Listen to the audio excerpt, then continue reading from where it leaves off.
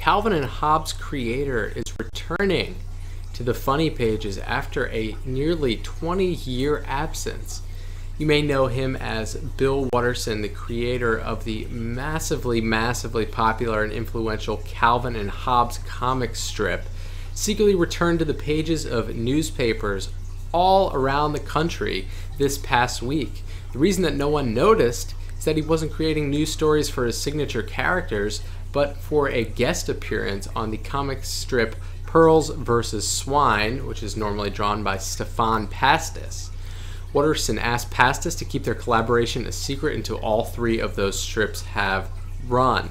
In an interview with the Washington Post, Watterson explained it this way. Several years ago, when Stephan did one of his strips that mocked his own drawing ability and mentioned my strip in comparison, I thought it might be funny for me to ghost a Pearl strip sometime, just flip it all on its head.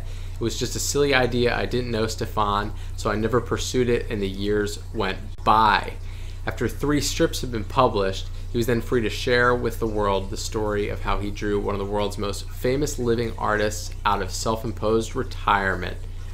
Absolutely amazing. So, pretty crazy. Bill Watterson is worth hundreds of millions of dollars, and over 20 years ago, he left his work on Calvin and Hobbes. It was pretty noble what he decided to do. He had felt that he had exhausted all the stories that he wanted to tell with Calvin and Hobbes, and he said, okay, now's the time to leave it, and I'm going to go on to pursue what else I want to work on. He didn't sell out. He didn't keep milking it for as long as possible. Seinfeld's another good example of someone who, a show that just cut it off when the time was right.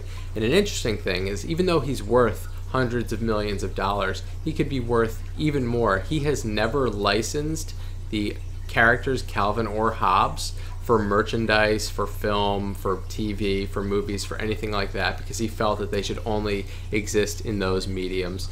So check out his collaboration work on Pearls Before Swine. Pretty amazing story, and let me know what you think in the comments below.